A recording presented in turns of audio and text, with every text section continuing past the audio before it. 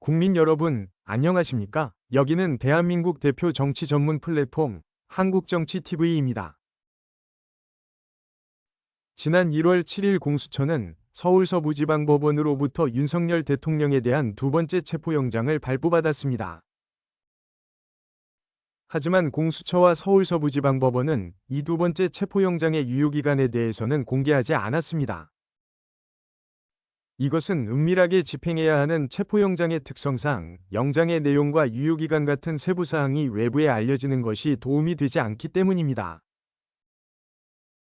이와 관련해서 서울 서부지방법원 관계자는 영장의 경우 수사의 밀행성 때문에 공보 대상이 아니다 라고 밝혔습니다. 그러면서 접수 여부, 담당 재판부, 발부 여부 모두 알려드리지 않는다고 했습니다. 그러나 체포영장 발부 사실이 보도된 지 얼마 지나지 않아 여러 언론 매체들이 이 체포영장의 유효기간에 대해 보도하기 시작했습니다.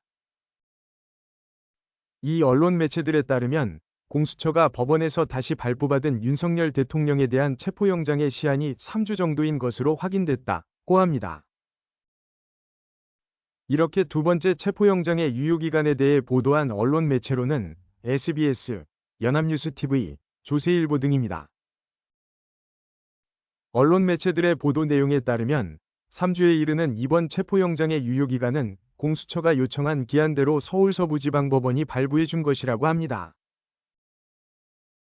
한편 공수처가 이번 체포영장을 청구하면서 서울 서부지방법원에 낸 영장 연장 사유도 알려졌습니다. 공수처는 체포영장 연장 사유로 윤석열 대통령이 관저에서 나오지 않는 등 공수처의 체포 시도에 응하지 않고 있다는 점을 적시된 것으로 알려졌습니다. 또한 윤석열 대통령이 경호처를 앞세워 체포영장 집행을 방해한 점도 포함됐다고 합니다. 이와 관련해서 공수처는 윤석열 대통령의 신병을 확보하기 위해 구체적인 영장 집행 일시와 방법을 고심하고 있다고 합니다. 그러나 체포영장의 유효기간이 1차 체포영장보다 더 길기 때문에 당장 이번 주에 집행하기보다는 시간을 두고 다음 주쯤 집행할 수 있다는 전망도 나오고 있습니다.